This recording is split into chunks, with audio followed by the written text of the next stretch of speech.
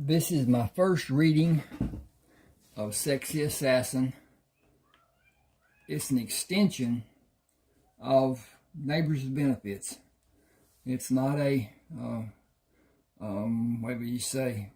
It's just, it follows it with Trent and Chris and their doings. There are parts of this I cannot read on YouTube. So if you want to learn what it is and read about it, you're going to have me send it to you. I will send it to you on a contention, and you can read it, see if you like it, determine if you want to pay for it, or if you would just as soon not have any more dealings with me and my books. I have 31 eBooks. I enjoy all of them, but then again, that's my taste. I enjoyed Louis Moore. He was one of my favorite authors. I do not care much for the writing of some of the greats. Most of that, from what I saw, was just boring. But then I'm exceptional in some degrees of what I like and don't like. At any rate, I'm going to start here with Chris and Trent and what they do with their lives after the Neighbors with Benefits concludes. This is Chris talking. I just leave it that way for you to enjoy understanding later on. See anything you like? She stood in the doorway with her left hand on her hip and her right hand high up on the door frame. Her blouse was open, hanging down over the cut-off blue jeans. Blue jeans. You know what you do to me, Chris. Smiling, she came to me while I turned my chair away from the drafting table to be near her. I got to come over here and change the page. The problem with doing that. Oh, okay. I'm going to have to go through this for a few seconds and see where I can read and where I can't. Okay.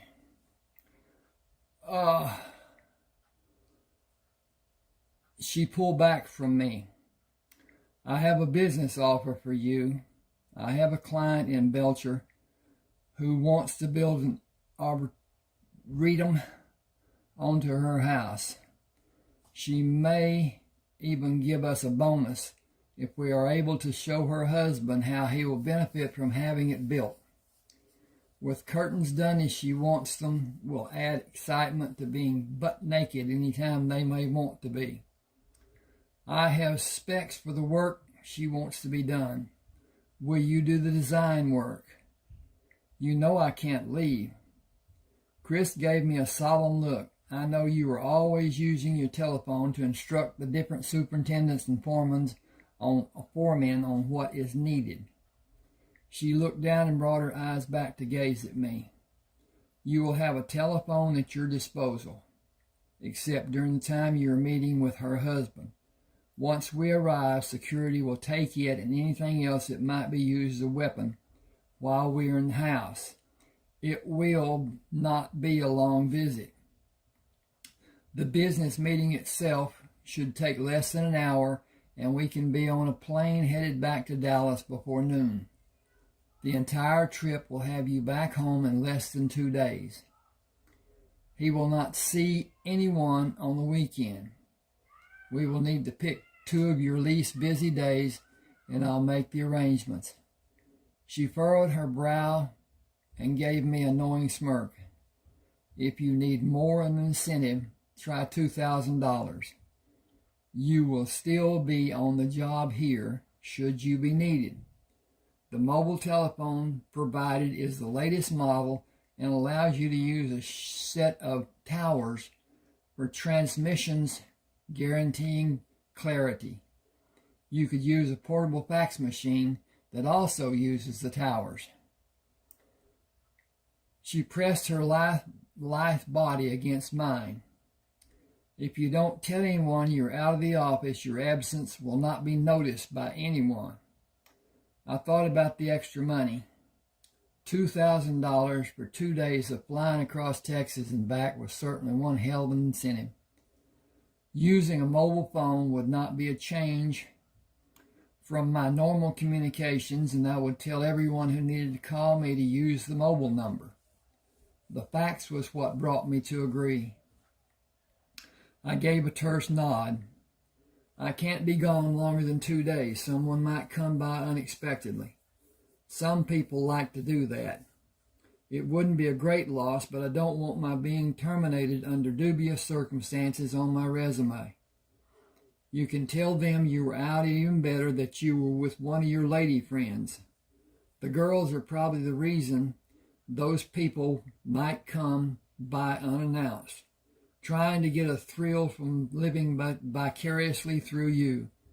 She waited for me to answer and continued. We can be a little late boarding the plane if we are checked in on time. The flight crew will wait for first-class passengers. I sat up on the bed. First class? With drinks during the flight? Chris shook her beautiful head. No, darling. Through the flights, plural. We will fly first class from Houston to Dallas, first class from Dallas to Belcher. You will limit your drinks from Dallas, won't you? You'll need a clear head when we meet Carl Ayers. I swallowed hard. Carl Ayers, the oil baron? She took my hand and kissed the open palm. Carl bears the oil and energy tycoon. I lifted my hand up to caress her cheek. Now you have me anticipating doing the job for your client and going to Belcher. I would like to take time and go back into New Mexico for a day or two of sightseeing. I just can't take that chance because I have too much responsibility for the current job sites here. But maybe someday we will. I thought about flying strictly for the pleasure of flying. My duties here are substantial, not just my duties for architectural design and architectural engineering. I also oversee safety, cleanup, and every detail of the job. The superintendents and the different foreman types have some responsibility, but anything that is done wrong that is not related to job crafting is on me. I am the person who says if scaffolding is moved or changed. I am the one who makes sure it is done correctly and signs off that it is safe to be used. I train the labor crew to place it correctly and to focus on safety above everything else. The company carries a hefty amount of liability insurance just so it can cover such idiocies when it happens. I wrote that and still can't read it very well. When it happens, idiocy when it happens. I have been able to stop those calamities so far. I've stopped a lot of near misses, too. The site must be constantly checked for hazards. Every Monday and Tuesday, I make the rounds to each job site and instruct the crews again. The labor crews pass on any information they're given to the other craftsmen. All crew members have been instructed to report a hazard they may find. Some people do not realize how important those things pertaining to the job are, or maybe they just don't care about the total environment of the job site. They just want to do their work and get paid every Friday. It seems they don't see a problem and it's too late and someone is injured. It seems they don't want to be safe and perform the work safely. They go by the standard consideration of, I have always done it differently than you tell me to do it, and I will agree with you at the meetings and then go do it my way, whether it is right or wrong, just so it works for me. They don't seem to understand that they may be endangering another man just to have their work be easy for them. Give me a second. I want to get a drink here, and then I'll just go ahead and do this, take this time.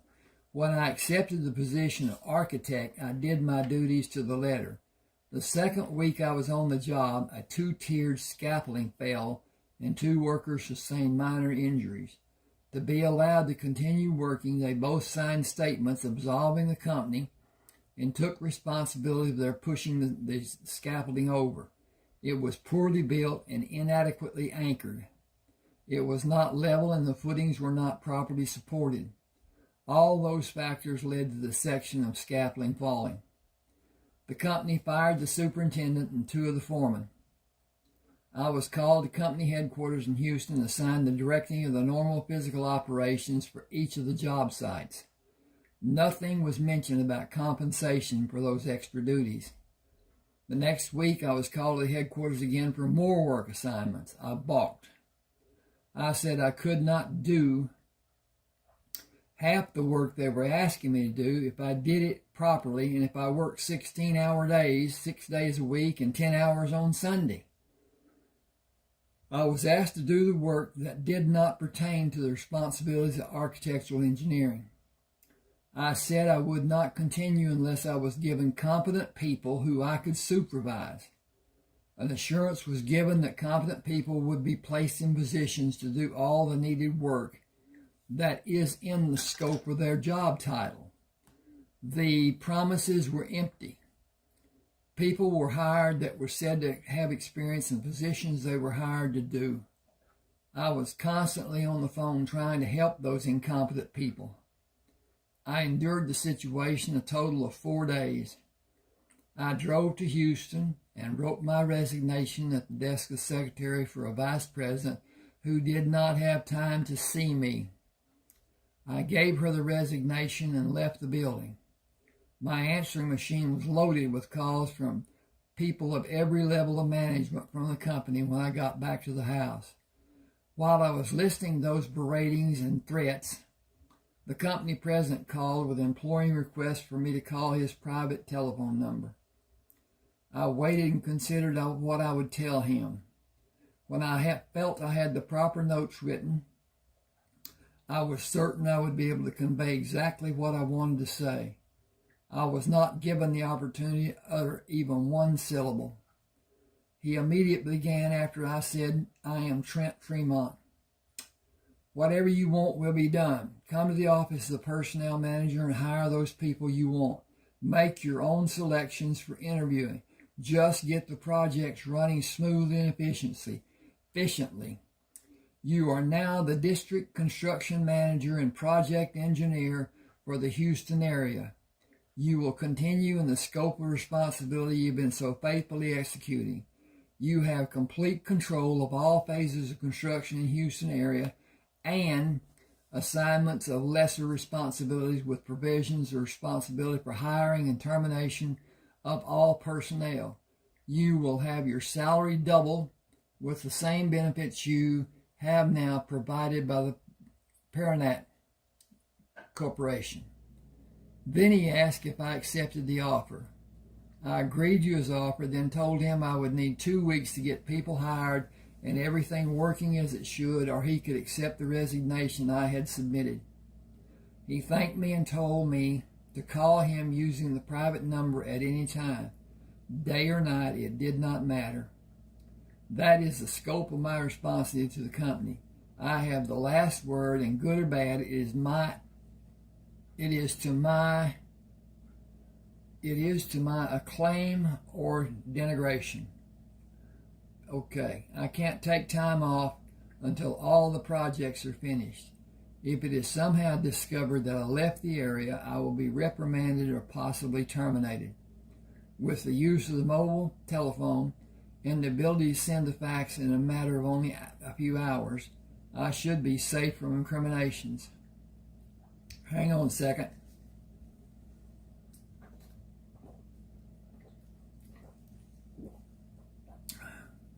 Well, that was more than a second. At any rate, I believe I talked to you about, no, I don't know if I did or not. If you want any of my 31 ebooks, send an email to the address you see here. Tell me which book you want. I will send an email with an attachment of the text that can be downloaded. Read it, see if you like it, see if you want to continue or you don't. If you do, send a check for $6.99 and then send another email telling me which book you want and that you will be sending the $6.99 before it is sent. With that, bear in mind it can be done through Zelle, Z-E-L-L-E, from most banks. Both the banks I use here in East Texas have it. It is free. It is safe if you know the person that you're sending the money to. Once it's done, it's just like sending a check. Once the check is cashed, there's nothing the bank can do. Once the Zelle is received, there's nothing the bank will do. They don't want the involvement. They want to do business and have that just be an extra that they give for convenience of their patriots. It is not something you should be doing with people that you do not know. And I'm saying this because I'm telling you I'd like you to use Zelle, but I also want you to be safe. And if today everything is suspect, and you can buy something on the internet, and I've had it done once the 7 days or whatever that good deal gives you is over. If you're not able to stop the recurring charges, it can go like it did for me, from 99 cents to $39.99 per month for that application, which I didn't even use. But anyway, I'm fighting with it now with my credit card, and I may only have to pay the $39.99, but anyway, that shouldn't have been done to start with. But at any rate, we'll get back to this. I kissed her on the nose. I think a shower is needed for both of us. Chris hopped off the bed. Will you go Christmas shopping with me? I don't have extra money to shop right now. Would you take me shopping if you had extra money? I can give you an advance of $1,000. Bounding back on the bed, resulting in shaking the bed and me. Bounding back on the bed, resulting in shaking the bed and me, she moved with slow determination, placed her hands on my shoulders, and pushed me down on the bed, with her standing on all fours over me. It amazed me to see how lithe and athletic she was. It was the little things she could do that none of the other women I knew could do that drove me mad. She scowled. It is 1953, and it is Christmas. It's Christmas time. People will have bonus amounts on their checks beginning next week. When we come back, you'll have the other $1,000 to help pay your moving expenses.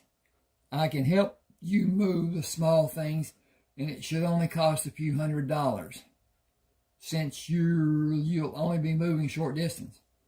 I know people who have an enclosed van big enough to move what you cannot pack in the car. I use them sometimes in my business. It shouldn't take more than 2 trips and only cost $50 or $60 more. I wasn't ready for her to mention my moving. The thought that she was serious about us living together in a different house was in the distant future in my mind until this very moment. She did not falter when she spoke, and I was not about to upset her by any stupid statement or questions just yet. We can go shopping if you can afford to pay the $1,000 before I've earned it.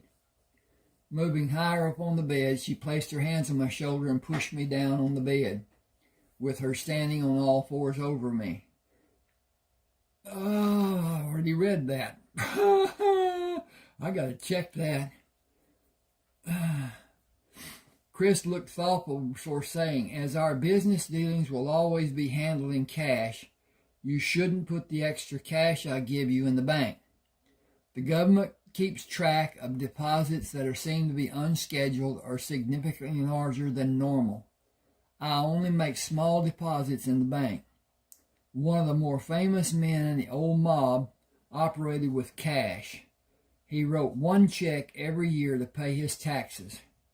I learned to hide every penny I possibly can from seeing what he did. I was surprised. You're giving me cash? Ignoring my remark, her somber mood changed to a beaming smile.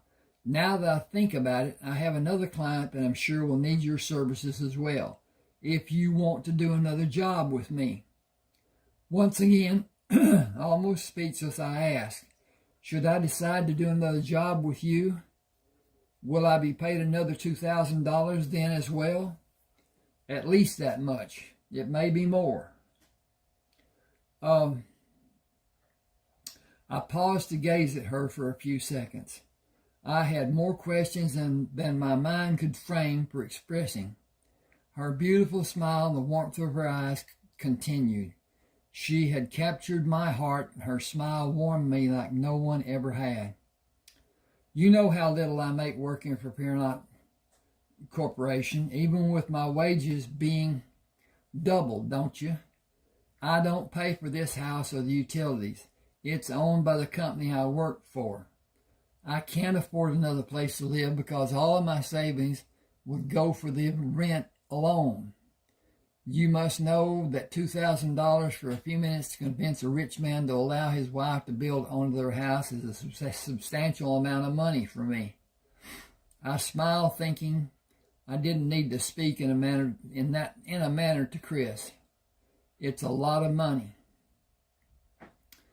Anyway, whatever. She touched my hand.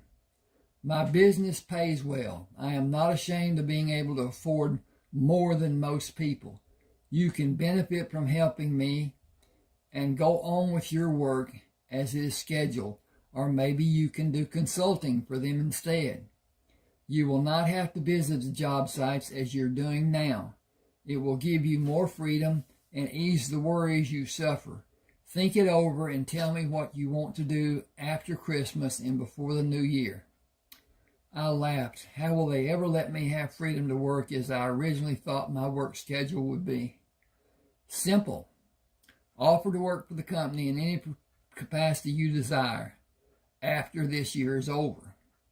Since that's not far off, continue to work as you currently, let me back up and do this again. Since that's not far off, continue to work as you're currently scheduled until then. Your new position will be viewed as a need the company has and will not reflect anything glaring for the government to investigate. What astounded me most was what I viewed as her paranoia, so I asked, why would the government care? You don't believe the government has an interest in anything involving a large company such as the one you're employed by? A major shift in their daily operation can impact the economy. Of course, it is monitored, and the monitoring is done by more than one agency. How long has it been since you traveled commercially? Our trip to Belcher will be seen as an anomaly by those agencies who will be looking. My naivete was working full time. I did not believe the government operated in the same manner the armed forces did. Her talking to me about it brought back memories of my time in the Army and what I had seen in the covert operations I took part in. The thought had never crossed my mind that a government had so much interest in the common person's everyday affairs. She pushed back from me and hopped off the bed in the same movement. Shower with me. Just shower. No fooling around. Just shower. We can fool around later. I'll be up for that, no doubt. No doubt you better be. Okay.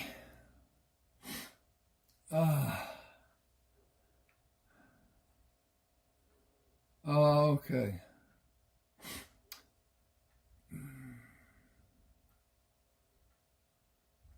Chris playfully tossed the wet towel at me and lay with me on the bed. She turned away from me, then wiggled. I put my left arm over her arm and pulled her tight against my chest. She whispered, "Tell me what you like about us." Not being ready for any heavy talk about our lovemaking, I took my time and considered how I should respond. I met her when she visited one of the 5 neighbors I had an arrangement with for afternoon delights. They began by accepting my offer to hire them to clean the house and cook dinner for me. It was a once-a-week deal in the beginning, but when the events happened, the dynamic changed. And relationships became more involved. I have an aversion to condoms, but even a greater aversion to making a little Fremont with a woman I only saw socially. Freedom in the bedroom for them came at a price. I required them to use a solution my doctor friend from Miami told me about. He promised it was a foolproof contraception. And so far he had been proven right. Excuse me just a minute. I need to put an A right there. Okay, I put an A right there. That's a good thing. Okay. They, meaning the women, I should put that the women, they introduced Chris to me. It was lust at first sight. I am 6'3". She is a fraction under 6 feet.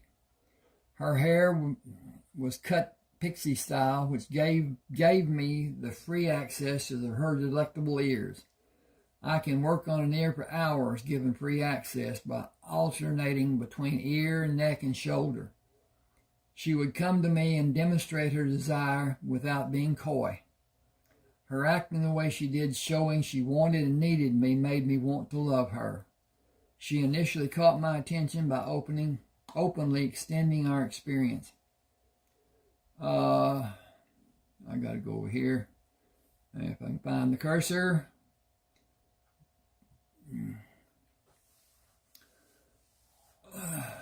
Chris made certain our encounters were mutually satisfying. She had an extraordinary ability to move me to new heights in that she enjoyed our time together and often initiated new things for us to try, ultimately connecting us in more than just a physical level. She made me love her, both physically and romantically. I kissed her. "I like your mouth." Moving lower, I said, "I like your chin." She stopped me with a wave of her hand. "I mean, what ways do you like me? I know what you like about me, I think." "That is too involved. I cannot name one thing I do not like about you." "You are amazing. Your giving nature I totally love. You are receptive to my wants and desires with no hidden agenda. You are fun to be around as a person, not just as a lover. Your body speaks volumes for itself.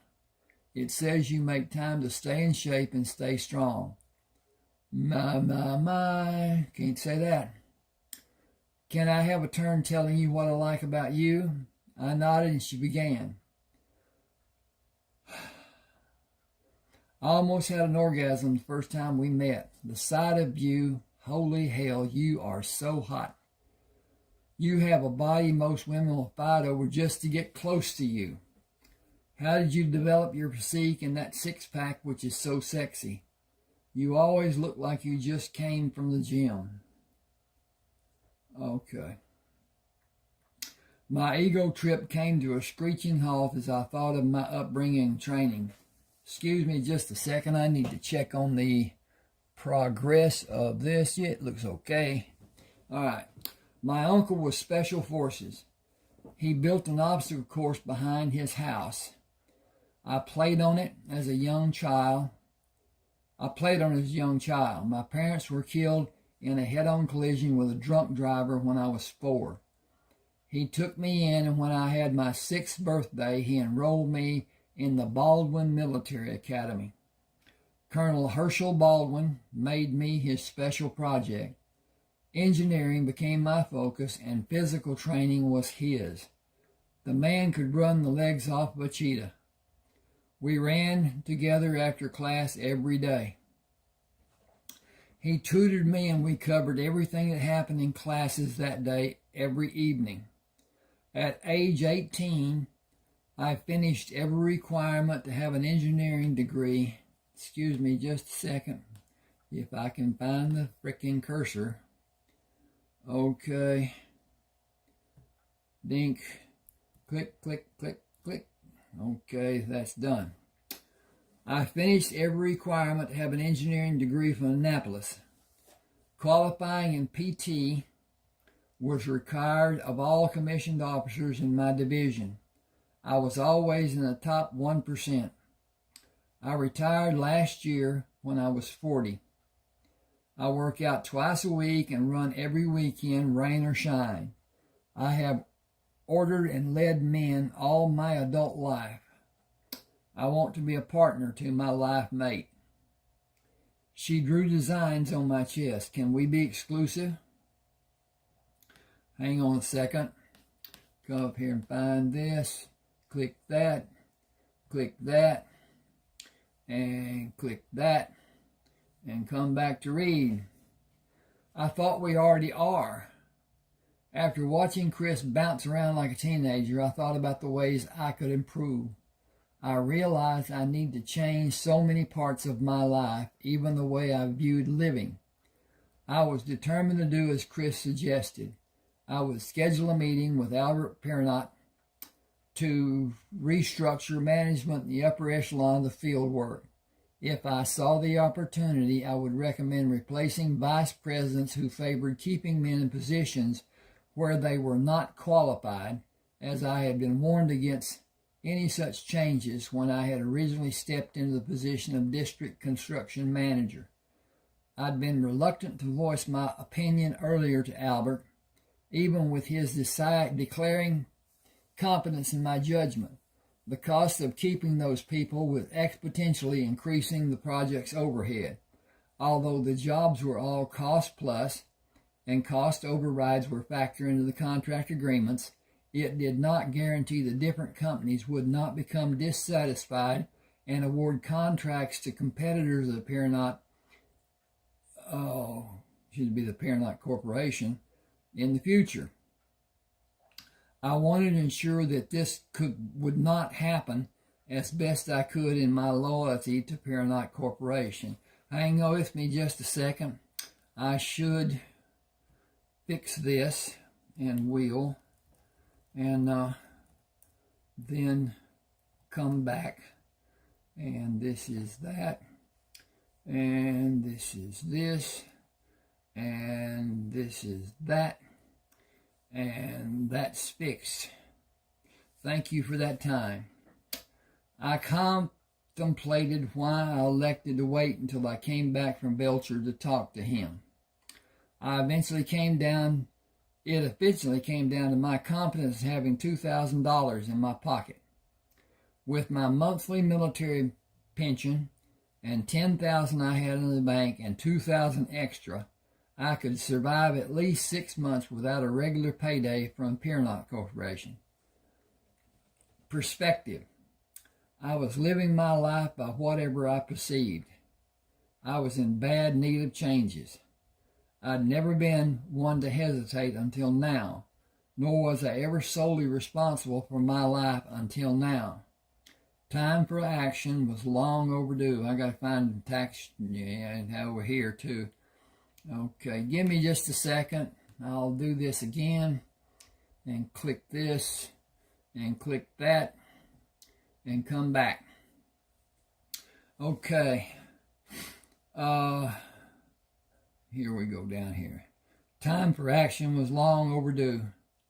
Tuesday afternoon, I heard Chris drive under the carport and met her at the side door. He didn't like met. Why not? And yeah, tries to get me to meet her at the side door. She was not smiling as she usually did. Can you fly out tonight after 6? I just finished the drawings and I have my bags packed after I put the drawings in the tube, shower, shave, and dress, I can be ready. She pushed into me and brought her arms up to pull me to her. Make love to me first. I'll make it good for you. That has never been hard for me. With an impish grin, she said, it better be hard. I bent to kiss her. You are the absolute best. You are the best in every comparison I can make. Gotta find this again. Okay, there it is. She pushed against me. I want you to tell me how someday. I thought, why wait? No woman kisses as good as you. No woman kisses in so many ways as you. No woman feels as good in my arms as you. No woman excites me as you do. No woman cares for me as much as you do. You may not be my perfect woman, but you are my perfect right now woman. You stole that saying from me. Did you generate it first? No. I chuckled, and I might have been the originator. Again she said, no, I heard it long before I met you. Now come to the spare bedroom with me. I pulled her to me. You know how long it will take to finish. I need to get ready to go. We will have time tonight in the hotel at Love Field, won't we? Well, she didn't take that as a warning. Okay. Now, looking at her and seeing the first small sign of fragility, I told her, I have been in unfamiliar surroundings most of my adult life. I learned how to sleep anywhere in those 22 years in the Army, even during long flights on the transport planes. I can sleep anywhere. You may be able to sleep anywhere, but you will still be tired. I also learned to function at a high level, rested or not. 2-day hikes are a thing of your past now. The training is what I will never unlearn. The shock of battle, of the clinical term of battle fatigue, will always be a part of my mental condition. I do not suffer idiots who want to fight. I end the fight as fast as possible, whatever it takes to protect myself. She pulled me close. Then we'll make a good team. I will have your back, and I know you will have mine. I said, this session will be a short one just for you. Da, da, da, da, da. We're going to skip down here. Oh.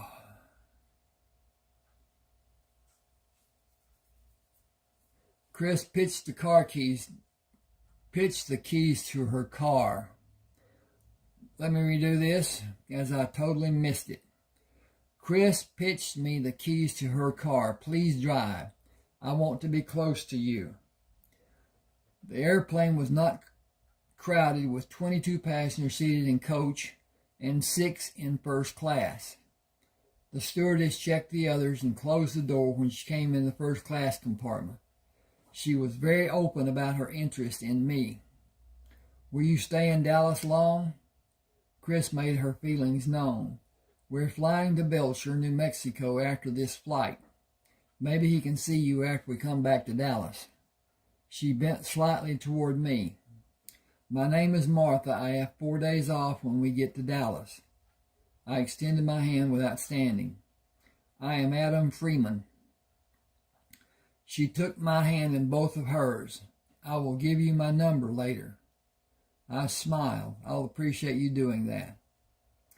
This is a short flight. I did not want to miss the opportunity. I will make preparations to serve you now. What will you have to drink? Chris said vodka and tonic. I smiled. Bailey's if you have it. It will be my pleasure to serve you. Bailey's it will be. Chilled? Chilled will be great. Can you please help me keep them coming? Can you please keep them coming? It will be your guilty pleasure.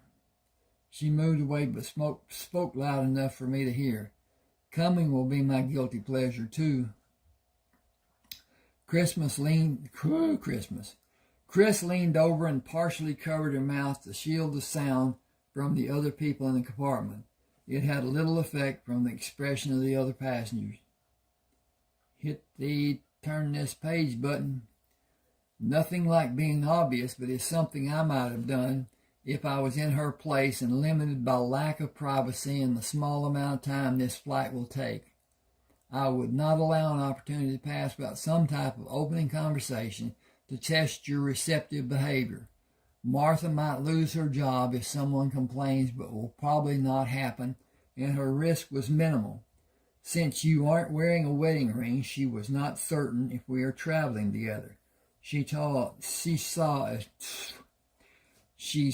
a tall, strong, handsome, exciting man and did not hesitate. I admire her courage, but not her instincts. There was nothing I could say. I was flattered by the boldness of her approach. I was not in position to accept her offer, but I did want the extra attention she might give me during the flight. I felt the effects of the three drinks I had in the span of an hour and a half. Martha brought the fourth drink. This is the last of the Baileys. Do you want something else later? I am grateful to have what you have been so kind to bring. I believe I will drink this and rest through the remainder of the flight. It will be a long flight to Belcher. She took the empty cup, placed the new drink in the fold-down tray, and slipped the card into her slipped the card with her telephone number beside the cup. Call anytime you like. I don't get to Dallas very often. She smiled. Call anytime you like. I will be expecting your call. I will not make any promises, so don't be disappointed. I have a very busy work schedule. If I do call, it cannot be a long conversation. It is a long way from Houston to Dallas. She said, I'll take whatever I may get and be happy with it. I leaned back to look up at her. Martha, it has been a pleasure. It has been for me too. Turning to go back to the nurse steward's station, I believe she put a little extra wiggle in her walk. Chris was busy with her fifth drink and was not feeling any pain. She would come to Houston if you asked her to. I set up to reach the drink. I don't intend to ask, as I don't intend to call her, nor do I intend to come back to Dallas. You never know. What does that mean? Gotta flip the page. Okay. Just that there may be lots of reasons for you to come back. Offhand, I don't know of any. That's what I mean. You never know. You told her we were flying to Belcher. No hotel for us tonight then. We will spend the evening with Charlotte Ayres and be in separate bedrooms tonight. We will have breakfast and meet with Carl Ayres before lunch. He will be back at the house sometime after 9 in the morning. I leaned back and enjoyed the coolness of the fresh Baileys. Love Field was an old Army pilot training center with 3 runways. We walked and carried our bags past 7 access doors where people went to and from different flights before we finally reached the opposite end of the terminal. The buzz Chris had was gone before we came to the gate we were departing from. We were to depart from. This could get old rather quickly. We flew from Houston on one airline, and we will fly from here on another. I've always wondered why transportation inside the terminal is not provided. The infirm are given wheelie chairs. Why not give everyone a ride? Gotta find the cursor again. I said the baggage handlers provide the wheelchair rides. Prices would be exorbitant for everyone to be pushed in a wheelchair, especially the distance we just walked and carried our bags. I looked back in the direction we had walked. It is so far from here to the gate where we arrived. I can't see it now. I couldn't see it even if all the people were not in the terminal. Chris said they are mostly day travelers. Business is booming, and these are probably men who travel every day. How many women have you seen? Very few. It is 1953 and women are not accepted in the business world. I will not ever be one of the unemployed. I have plans for my future, and being a housekeeper does not fit in my plans.